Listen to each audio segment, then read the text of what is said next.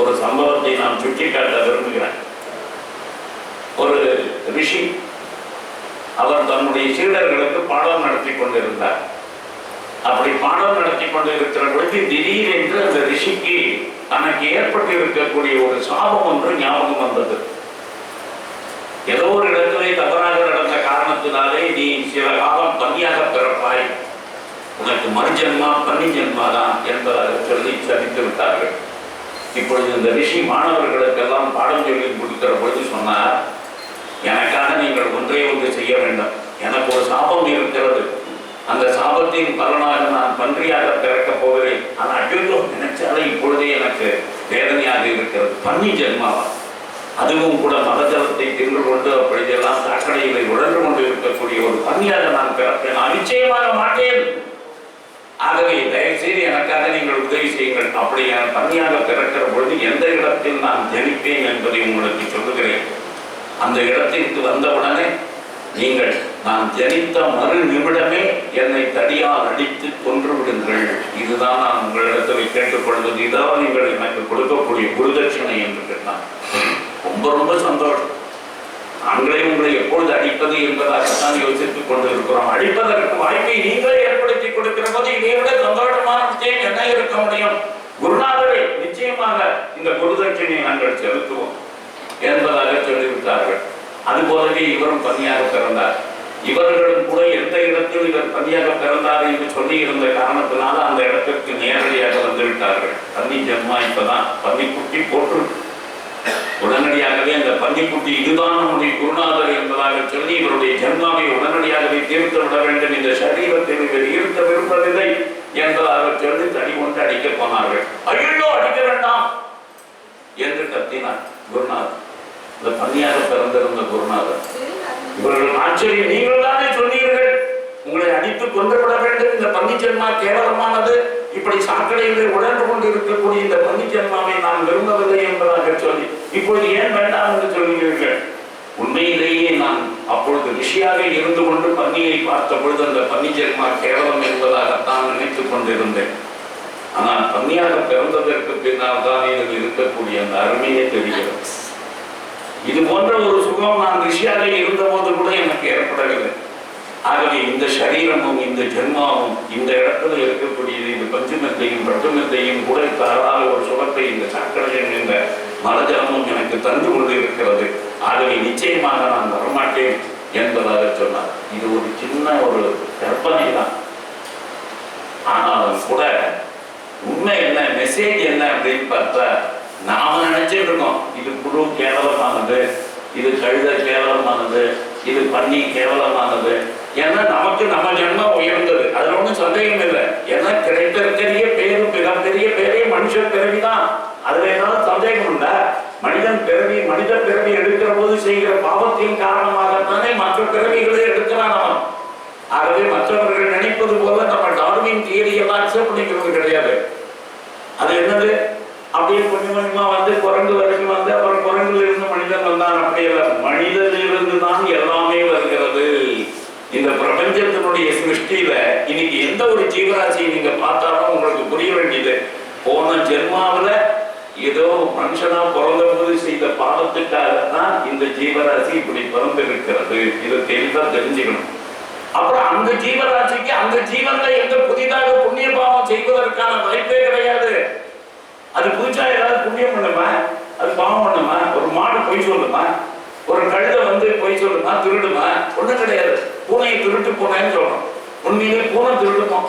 பூனைக்கு ஏது திருடு? மனுஷனுக்கு தான் திருட்டெல்லாம் உண்டு. அடுத்தவன் பொருள் என்னுடைய பொருள் என்கின்ற பகுத்தறிவு எவனுக்கு இருக்கிறதோ அவன் தான் அடுத்தவன் பொருளை எடுத்தால் அதற்கு பெயர் திருட்டு. பூனைக்கு அடுத்தவன் பொருளும் தெரியாது, தன்னுடைய பொருளும் கிடையாது. எல்லா வீட்டு பாலுமே அதனுடைய பால் தான். ஆகவே இது உங்க வீட்டு பால், எங்க வீட்டு பால், இது இந்த வீட்டு பூனை, அந்த வீட்டு பூனை, அதெல்லாம் அதுக்கு ஒன்றும் கற்பனையே கிடையாது. அதனால அது திருடவும் இல்லை, பொய் சொல்றதும் கிடையாது. ஆனால் அந்த பாவத்தை அனுபவித்து முடித்ததற்கு பின்னால மீண்டும் வேறொரு ஜென்மா அதனுடைய பாவத்திற்கு ஏற்ப அமைகிறது. இறுதியாக செய்திருக்கிற புண்ணியத்தின்படி பாவத்தின்படி ஏழையாகவோ குருடனாகவோ நொண்டியாகவோ மனிதன் பிறக்கிறான்.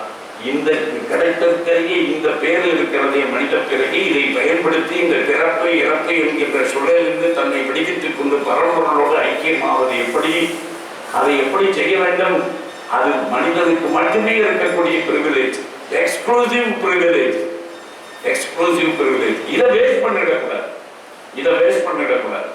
அப்படி ஒரு ஜென்மா கிடைச்சி அதுக்காகத்தான் பகுத்தறிவு கொடுத்துருக்கான். இந்த பகுத்தறிவுன்னு தமிழ்நாட்டில் ஒண்ணு சொல்லிட்டு இருக்கானுங்க. அது எது இல்லையோ அதை சொல்லிட்டு இருக்கானுங்க அவங்க. அதனால தெளிவா புரிஞ்சுக்கணும். எது அவங்கள்ட்ட ஆப்சண்டா இருக்கோ அது அவன் பகுத்தறிவுன்னு சொல்லிட்டு இருக்கான். ஆனா உண்மையான பகுத்தறிவு எது அப்படின்னா, எது நல்லது, எது கெடுதல், எது பாவம், எது புண்ணியம், எது நம்முடைய லட்சியம், எந்த லட்சியத்தை நோக்கி நாம போக வேண்டும். ஆகவே இந்த மனுஷ ஜென்மாவனுடைய ஒரே லட்சியம், ஜீவன் இந்த பிறப்பு எடுத்திருப்பதை பகவானோடு ஐக்கியமாவதற்கு தான். பிறப்பு இறப்பு என்ற சுழலிருந்து விடுவித்துக் கொள்வதற்கு தான். புனரப்பி ஜனனம் புனரப்பி மரணம் கூடாது. அதனால திரும்பவும் பிறப்பது என்பது துன்பத்திற்குரிய விஷயம். அதெல்லாம் ஆனா இதெல்லாம் இந்த வாசனை இருக்கு இல்லையா நம்ம உடம்புல, அதெல்லாம் தீர்ந்து போகுதுன்னா இந்த ஞானமே வரும். அது வரைக்கும் என்னன்னா, ஒரு பாடகனா பிறக்க மாட்டோமா, ஒரு சினிமா நடிகனா பிறக்க மாட்டோமா, அடுத்த ஜென்மாவிலையாவது ஒரு நல்ல பேச்சாளராக இருக்க மாட்டோமா, அடுத்த ஜென்மாவிலையாவது இதுவா இருக்க மாட்டோமா, அதுவா இருக்க மாட்டோமான்னு ஏதாவது ஒரு ஆசைகள் நம்முடைய மனதில் இருந்து கொண்டு திரும்ப திரும்ப பிறக்க வேண்டும் என்கின்ற எண்ணம் தான் இருக்கிறதே ஒழிய, இந்த பிறப்பு இறப்பு என்கின்ற சுழலிருந்து தன்னை விடுவித்துக் கொள்ள வேண்டும் என்று யாருமே நினைப்பது கிடையாது. அதனால இந்த இடத்துல இந்த அஷ்டவசுக்கள் என்ன சொன்னாங்க, நாங்க அப்படி மனுஷனா பிறக்கிறதுக்கே நிச்சயமா விரும்பல, எங்களுக்கு அப்படி மனுஷனா பிறக்கணும்னு ஒரு சாபத்தை கொடுத்துட்டேன் மகரிஷி, நீங்க செய்ய வேண்டியதெல்லாம் ஒன்னே ஒண்ணுதான், அப்படி நாங்க பிறக்கிற போது எங்களுக்கு எப்படியாவது விரைவிலேயே தீர்வு கிடைக்கும்படியாக செய்ய வேண்டும். உடனடியாக சொன்னார் அவர் வசிஷ்டர். எந்த ஒரு தேவு என்கின்ற ஒரு வசு, அஷ்டவசுக்களில் ஒருவனாக இருக்கக்கூடிய இவனுடைய மனைவிக்காக இவன் திருடினானோ அவன் ஒருவன் மட்டும் நெடுநாளைக்கு பூமியில் வாழ வேண்டும், துன்பத்தை அனுபவிக்க வேண்டும், அவனுடைய வாழ்க்கையில இன்னல்கள் எத்தனை உண்டோ அத்தனையும் அவன் பார்த்தே தீர வேண்டும். அந்த வசுக்கு மட்டும் இந்த சாபத்திலிருந்து விலக்கு கிடையாது. ஆனால் உங்களுக்கு நான் ஒரு விலக்கு கொடுக்கிறேன். உங்களால் பிறந்த உடனேயே மறிக்க முடியும் என்று சொன்னால், அதற்கான உபாயத்தை உங்களால் கண்டுபிடிக்க முடியும் என்று சொன்னால், நீங்கள் தயவு செய்து அந்த மாதிரி செய்து கொள்ளலாம்.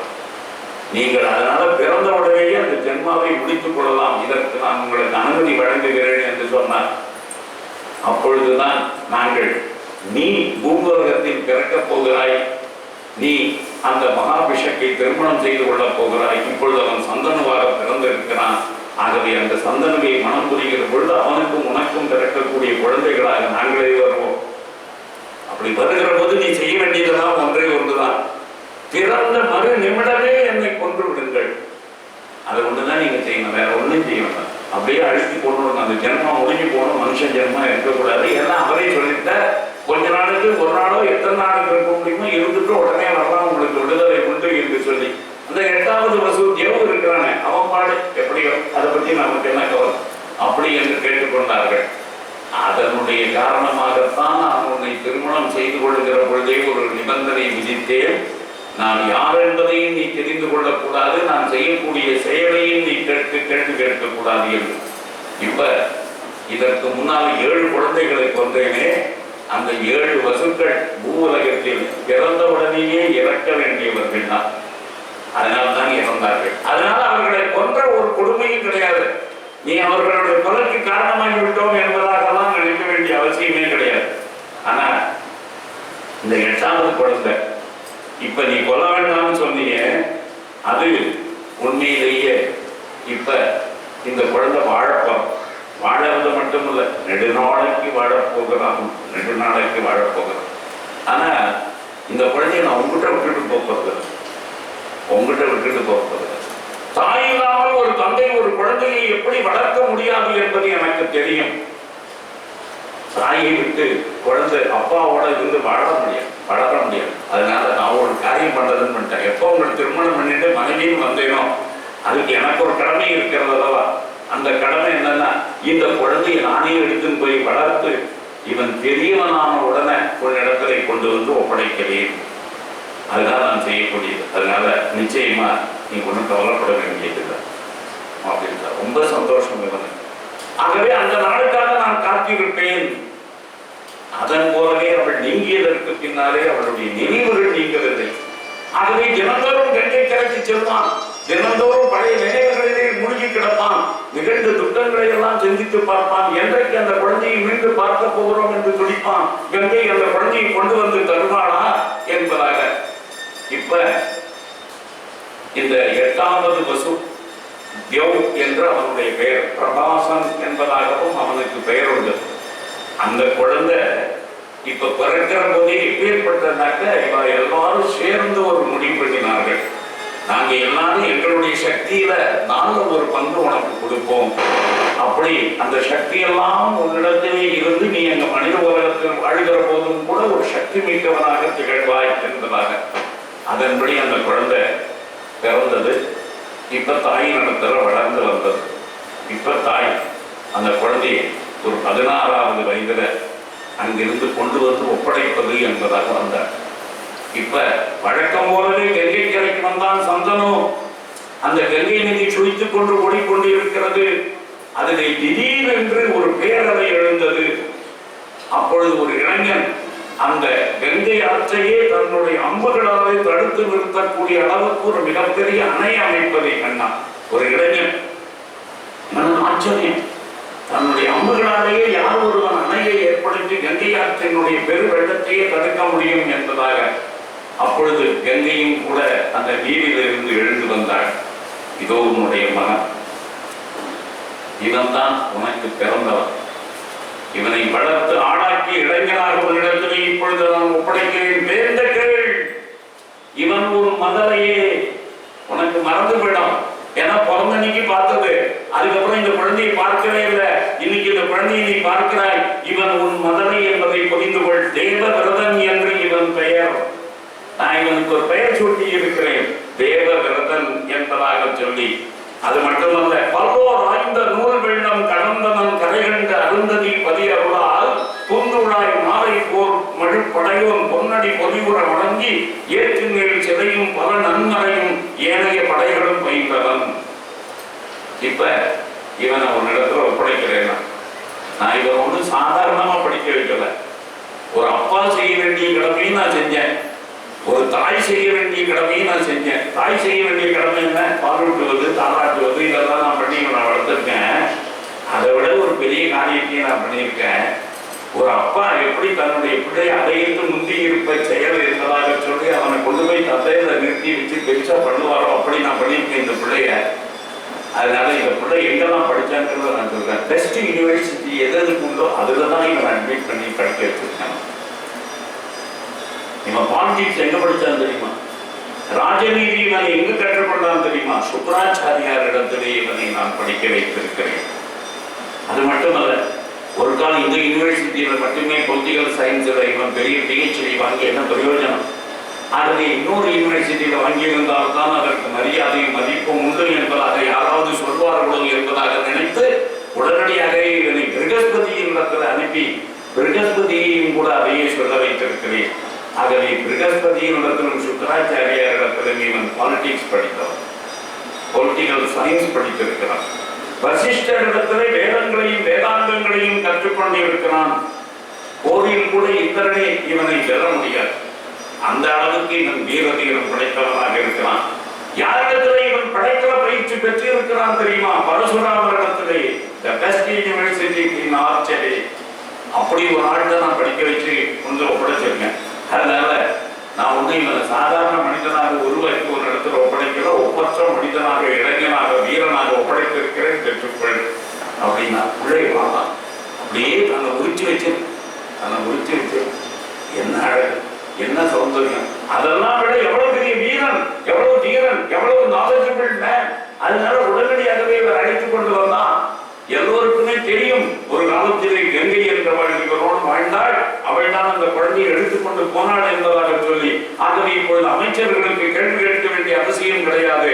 அரண்மனையிலும் யாரும் கேள்வி கேட்க முடியாது, மக்களும் கூட யாரும் கேள்வி கேட்க முடியாது. இது இவனுக்கு பிறந்த பிள்ளைதான் என்பதில் எந்த சந்தேகமும் கிடையாது.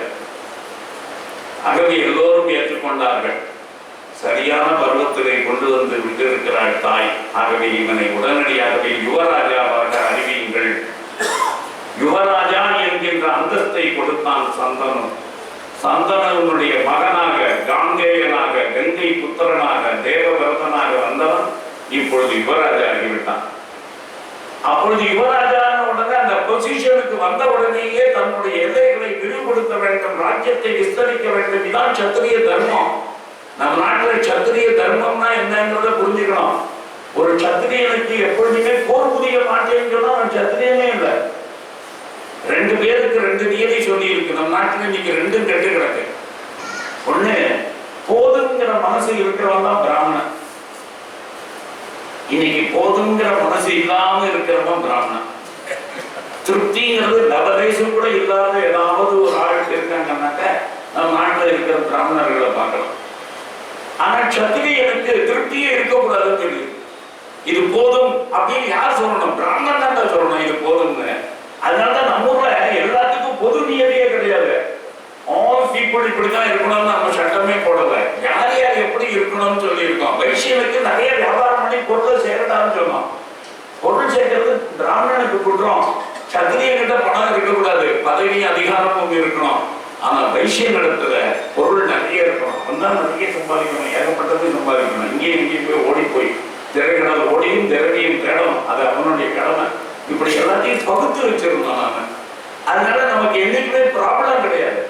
எல்லாரும் யூனிஃபார்மா இப்படித்தான் இருக்கணும், எல்லாரும் இப்படித்தான் செய்யணும், இதையெல்லாம் அப்படி கிடையாது. நம்ம ஊர்ல அவரவர்களுக்கு இருந்து சில நியதிகள், பாரம்பரியமான நியதிகள் அதை வச்சிருந்தோம். இப்ப சத்திரியனுக்கு நியதி எல்லைகளை பெருக்குதல்.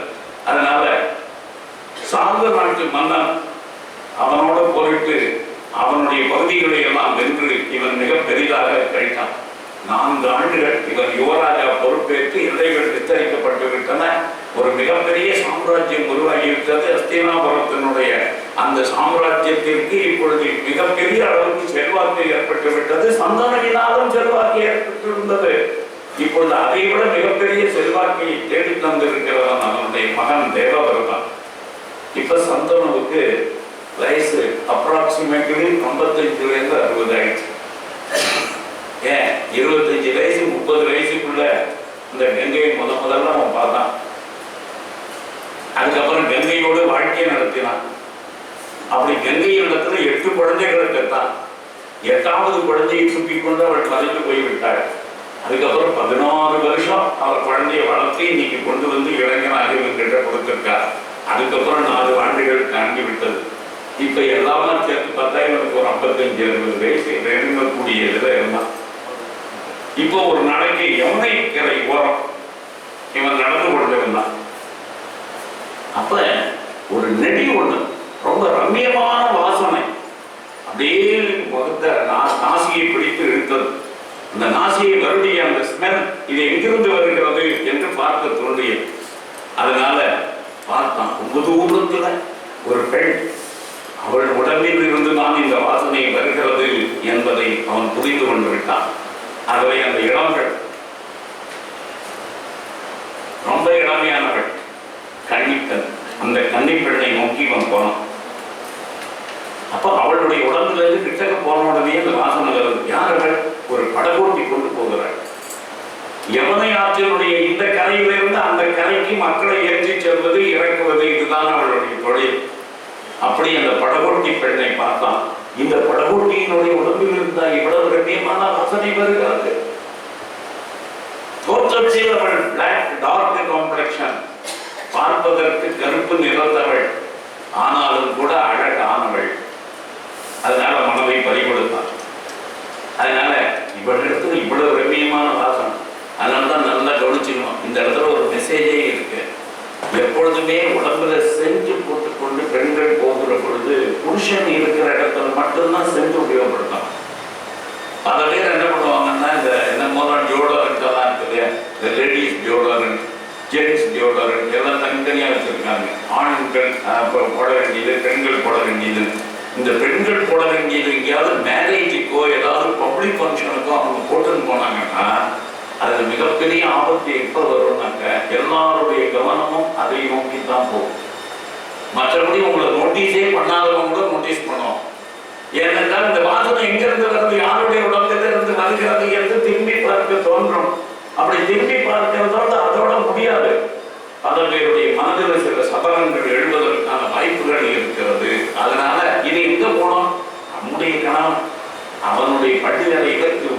பயன்படுத்தப்பட வேண்டிய ஒரு பொருள். ஆனால் வேறு யாருக்குமோ இதனால அட்ராக்ஷன் வரக்கூடாது. இந்த மெசேஜ் இதுல இருக்கு. ஆனா இப்ப இவ என்ன பொண்ணு, இவ உடம்புல இருந்து இயற்கையான மனம் இது வீசிக்கொண்டு இருக்கிறது. இவ எந்த டியோடரண்ட் அப்ளை பண்ணவே இல்லை. ஆனா இவளுக்கும் ஒரு டியோடரண்ட் தான் அப்ளை ஆயிருக்கு. அது என்னங்கிறத பின்னாடி தான் நம்ம தெரிஞ்சுக்க போறோம். இப்ப தெரிஞ்சுக்க மாட்டோம். இவளுக்கு யாரும் இந்த டியோடரண்ட்டை பெர்மனண்டா போட்டுக்கிட்டா அன்னைக்கு போட்டுக்க வேண்டிய அவசியமே கிடையாது. இவளுக்கு பெர்மனண்டா ஒருத்தர் போட்டு போயிட்டார். இன்னும் உன்னுடைய உடம்புல இருந்து இந்த மனமானது இவ பேர் என்ன அப்படின்னு தெரிஞ்சுக்கிறதுக்காக இவ போய் கேட்டா, அம்மா உன் பேர் என்ன? எனக்கு எந்த பேரை சொல்றதுன்னு எனக்கு தெரியல. ஆனா என்னுடைய பெயர் மத்ஸ்யகந்தி என்பதாக என்னுடைய பெயர். ஆனா இப்பதான் என்னை யாரும் மத்ஸ்யகந்தின்னு கூப்பிடுறதே இல்லை. ஏன்னா என் உடம்புல இருந்து ஒரு யோஜன தூரத்திற்கு ஒரு நல்ல வாசனை அப்படியே வீசும். அந்த ஒரு யோஜன தூரத்திற்கு அந்த வாசனை வீசுகிற காரணத்தினால, நறுமணம் வாசிக்கிற காரணத்தினால எனக்கு யோஜனா கந்தி என்பதாக ஒரு பெயர் உண்டு. கந்தவதி என்பதாகவும் பெயர் உண்டு. எங்க அப்பா எனக்கு வச்ச பேரு சத்தியவதி அப்படின்னு ஒரு பேர் வச்சிருக்க. அதனால இந்த சத்தியவதிங்கிறது நான் இந்த கருப்பா இருக்கிற காரணத்தினால எனக்கு காளி அப்படின்னு சில பேர் கூப்பிடுவார். அதாவது காளினால என்ன அர்த்தம்னா காலாங்கிற வார்த்தை ஹிந்தியில இருக்கு. ஆனா இது சமஸ்கிருதம் தான். அதனால கருப்பு நிறத்துக்கு பேர் தான் காலம்.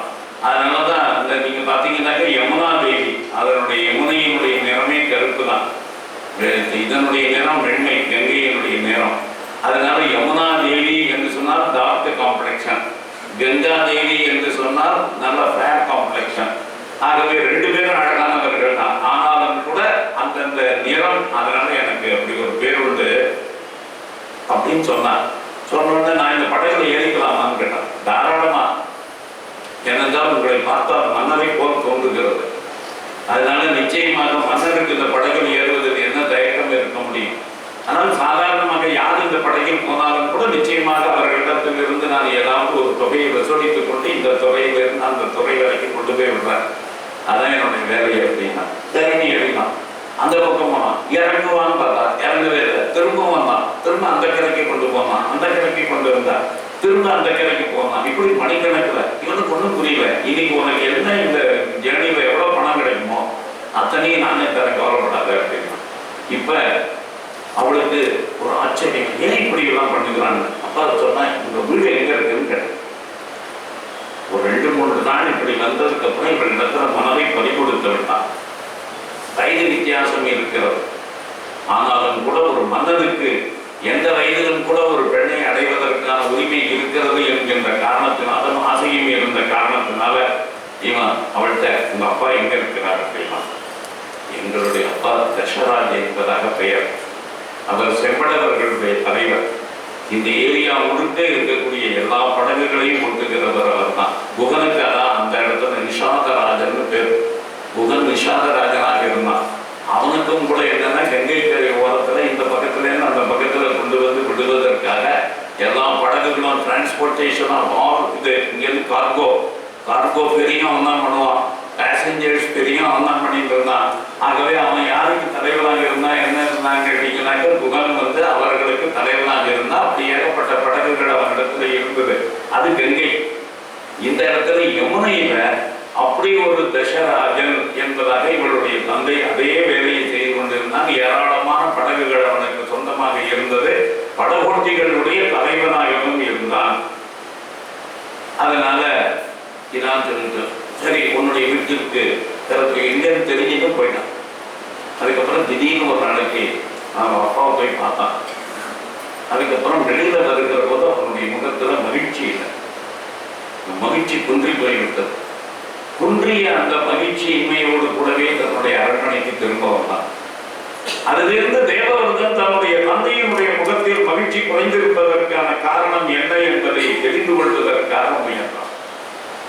எங்க போன, என்ன ஆச்சு இதற்கு? ரொம்ப சந்தோஷமா எப்பொழுது பார்த்தாலும் மகிழ்ச்சியோடு இருக்கக்கூடிய ஆளு இப்ப கொஞ்ச நாளா ரொம்ப எப்பொழுதுமே வேதனையோடு இருக்கிறார். முகத்துல ஏதோ கவலை இருக்கு, என்னன்னு தெரியலையே அப்படின்னு சொல்லி. அதனால ஒரு நாளைக்கு என்ன பண்ணா, அப்பா இடத்துல இதை தெரிந்து கொள்ள வேண்டும் என்பதற்காக அவர் ஓய்வெடுக்கிற பொழுது அவருக்கு கால் பிடித்து விடுவதற்கு என்று வேலைக்காரர்கள் இருப்பார்கள். அவங்களதான் தன்னுடைய சைகையினாலேயே எல்லாரும் விதைத்து சொன்னான். அதுக்கப்புறம் இவனாகவே அப்பாவுடைய பாதங்களை பிடித்து விட தொடங்கினான். அவர் உறங்கிக் கொண்டு இருக்கிறார். ஆனாலும் கூட அவருக்கு திடீர்னு அந்த பிடிப்பு அது புரிஞ்சு போச்சு. வழக்கமா வேலைக்காரன் பிடிக்கும், இப்பொழுது இந்த பிடி வேற விதமாக இருக்கிறதுங்கிறது தெரிஞ்சின்ற உடனே கண்களை திறந்து பார்த்தார். தன்னுடைய மகன் தன்னுடைய கால்களை பிடித்து விட்டுக் கொண்டு இருக்க, என்னப்பா நீ இப்படி பண்ற அப்படின்னு சொன்னார். தந்தையினுடைய கால்களை பிடித்து விடுவது ஒன்றும் குற்றம் இல்லை, அதனால்தான் இதை நான் செய்யவில்லை அப்படின்னு. அது சரி, வேலைக்காரர்கள் இருந்தார்களே அவர்களை நான் தான் போக சொல்லிவிட்டு உங்களுடைய கால்களை பிடிக்கலாம் என்று வந்திருக்கிறேன். இந்த காலை பிடிப்பதற்கு இன்னொரு காரணமும் உண்டு. உங்களுடைய முகத்தில் சமீப காலமாக எப்பொழுதுமே கவலை குறிகள் தென்படுகின்றன, மகிழ்ச்சி இல்லை. ஒரு தமையன் என்கின்ற முறையில் தங்களுடைய மகிழ்ச்சியின்மைக்கு காரணம் என்ன என்பதை நாம் தெரிந்து கொண்டாக வேண்டும். சொல்லுங்கள், என்ன கவலை? ஒரே ஒரு கவலை தான்டா இருக்கிறது. நீ ஒரு பிள்ளை, அந்த ஒரு பிள்ளையை கூட எப்பொழுது பார்த்தாலும் போர் என்பதாக சொல்லி போர்க்களத்தை நோக்கி போய்கொண்டே இருக்கிறாய். உன்னை பற்றி தான் எனக்கு எப்பொழுதுமே கவலையை தவிர வேறு எந்த கவலை எனக்கு இருக்க முடியும்? இல்லை, வேறு ஏதோ ஒரு கவலை இருக்கிறது. அதை நீங்கள் மறைக்க முயல்கிறீர்கள். தயவு செய்து சொல்லுங்கள், எனக்கு என்னப்பா கவலை? இந்த வயசுல கவலை எல்லாம் எனக்கு இருக்கு. வயசானவங்களுக்கு இருக்கிற ஒரே ஒரு கவலை பிள்ளையை பத்தி தான். அதனால உன்னை பத்தி தான் எனக்கு கவலையை தவிர வேற ஒரு கவலையும் கிடையாது. எனக்கு சொன்னால் சாதாரணமாக ஒரு 4-5 பிள்ளை இருந்தாக்க எப்பொழுதுமே ஒரு ராஜா சந்தோஷப்படுவான். எனக்கு இருக்கிறது ஒரே ஒரு பிள்ளை. அதனால உன்னுடைய கவலை, உன்னுடைய சேஃப்டி, உன்னுடைய எதிர்காலம், இதை பற்றி தான் எனக்கு கவலையை தவிர வேற ஒன்றும் கிடையாது அப்படின்னா. சரி, இவரிடத்துல சொல்லி இவருடைய கவலைக்கான காரணத்தை தெரிந்து கொள்ள முடியாது என்பதை புரிந்து கொண்டார். உடனடியாகவே மனசுல ஒரு யோசனை வந்து, நிச்சயமாக யாரிடத்தில் கேட்டால் இந்த கவலைக்கான காரணம் புரியும். அதை புரிஞ்சுட்டான். நேர தேரோட்டிக்கிட்டு இருக்கோம். அப்பாவுடைய முகத்தில் கவலை தென்படுகிறது, என்ன காரணம் அப்படின்னு கேட்டான். அவன் சொன்னா, நான் உங்களை போலத்தானே, அப்படி இருக்கிற போது எனக்கு என்ன தெரியும் அப்படின்னா. இல்லை, சொல். சமீபத்தில் அவர் எங்கெல்லாம் போயிட்டு வந்திருக்கார். எப்பொழுதுமே ஒரு பெரிய மனுஷனுடைய சீக்கிரத்தை தெரிஞ்சுக்கணும்னா அவனுடைய கார் டிரைவத்தை கேட்டா போதும். நீங்க வேற யார்ட்டையும் கேட்க வேண்டாம். ஏதாவது ஒரு பெரிய மனுஷன் எங்க போறான், எங்க வரான் அப்படிங்கிறதெல்லாம் தெரிஞ்சுக்கணும்னு ஆர்வம் இருக்கக்கூடிய அவனுடைய மனைவியோ, இப்போ கொண்டாடிக்கு தெரியாம எங்கேயாவது போயிட்டு வராதுன்னு வச்சுங்க அந்த வீட்டு ஆடு. அப்ப அந்த பெரிய மனுஷன் எங்க போயிட்டு வரான்னு அவங்ககிட்டே கேட்டா சொல்ல போறாங்க. ஆனா அந்த டிரைவரை கூப்பிட்டு நைஸா ஒரு வார்த்தையை எங்கடா போயிட்டு வந்தார், அவரு எங்கெல்லாம் கூட்டிட்டு போன சொல்லு அப்படின்னு சொன்னா புரிஞ்சு போயிடும். அதனால உண்மைகளை ஒப்புக்கொள்ள வேண்டிய நிலைமை. அதனால இவன் அதே மாதிரி அந்த காலத்துல தேரோட்டியும் அமைச்சனும் ஒரே ஆளு, மறந்துடாதீங்க. எவன் ஒருவன் மந்திரியோ அவன் தான் ராஜாவுக்கு தேரோட்டுவான். ராஜாவுக்கு தேரோட்டி என்றால் தேரோட்டுகிற கார் டிரைவர் ஸ்டேட்டஸ் கிடையாது. நான் சொல்ற கார் டிரைவருங்கிறது உதாரணத்துக்காக. ஆனால் கார் டிரைவருங்கிறோம் ஜஸ்ட் கார் டிரைவர் இல்லை. அந்த காலத்துல தேரோட்டி என்பவன் தான் அமைச்சனாகவும் இங்கே இருப்பான். ஏன்னு சொன்னால் ராஜாவுக்கு எந்த நேரத்துல என்ன பத்தி யோசிக்கணும்னு திடீர்னு ஒரு ஞானோதயம் வரும். இதை கேட்கணும், அதை தெரிஞ்சுக்கணும்னு சொல்லிட்டு உடனே பக்கத்திலேயே அமைச்சனை தான் ஒட்டி கொண்டு வந்தான் என்று சொன்னால் கேட்டுவான். அதனால தான் தசரதருக்கு சுமந்திரன் தேரோட்டியாகவும் இருந்தான், அமைச்சனாகவும் இருந்தான். தலைமை அமைச்சனே வந்தான், தேரோட்டியும் வந்தான். அதனால இப்ப நீ சொல்றது கொஞ்சம், நான் வேற ஒன்றும் இல்லை. கொஞ்ச நாளைக்கு முன்னாடி அப்பாவை அழைச்சிக்கிட்டு யமுனை கரை ஓரம் போயிருந்தேன். அந்த யமுனையில படகோட்டுகிற ஒரு பெண்ணை பார்த்தா. அப்புறம் தினசரி என்னை அங்கே கொண்டு போய் விட்ட சொன்னார். அது விட்டேன். 2 பக்கமும் போயிட்டு அந்த படகுல திரும்பி வருவார். எனக்கு ஒன்றும் தெரியல. அதுக்கப்புறம் ஒரு நாளைக்கு அந்த பெண்ணினுடைய தந்தையை பார்க்க வேண்டும் என்பதாக சொல்லி அவங்க அட்ரஸை கேட்டு வாங்கி கொண்டு என்னை கொண்டு வர சொன்னார். நான் போனேன். இந்த வீடு எனக்கு தெரியும். ஆனால் வீட்டுக்குள்ள போகிற போது அவர் முகத்தில் சந்தோஷம் இருந்தது. திரும்பி வருகிற போது சந்தோஷம் இல்லை. அதனால என்ன காரணம்ங்கிறதுலாம் தெரியாது. நான் அப்பா கிட்ட கேட்கவும் முடியாது. அதனால யார் அந்த பெண், யார் அவளுடைய தந்தை, நான் அந்த வீட்டுக்கு உங்களை அழைச்சும் போறேன், கவலைப்படாது அப்படின்னா நேரடியாக அந்த அவனோட கூட தேரோட்டியோடு கூட வந்து இறங்கினான். தசராஜனுக்கு ரொம்ப சந்தோஷம். வாருங்கள் மகாராஜா, வாருங்கள். இளவரசரே எங்களுடைய இல்லத்திற்கு வந்திருப்பது என்பது மகிழ்ச்சி அளிக்கிறது. ரொம்ப சந்தோஷமா இருக்கு, ரொம்ப சந்தோஷமா இருக்கு. உங்களுடைய தந்தை தந்தையார் கூட இங்கு வந்திருந்தார் சில நாட்களுக்கு முன்னதாக. ஆம், அதை பற்றி கேட்பதற்காகத்தான் வந்திருக்கிறேன். என்னுடைய தந்தையார் என்ன நோக்கத்திற்காக இங்கே வந்தார்? அவர் உங்களை சந்தித்து விட்டு போனதற்கு பின்னாலே கவலையோடு இருக்கிறார். காரணம் தெரிந்தாக வேண்டும். வேறொன்றும் அல்ல, உங்களுடைய தந்தையார் என்னுடைய மகளை திருமணம் செய்து கொள்ள விரும்பினார். அப்படி அவர் சொன்னபோது எனக்கு ரொம்ப சந்தோஷம்.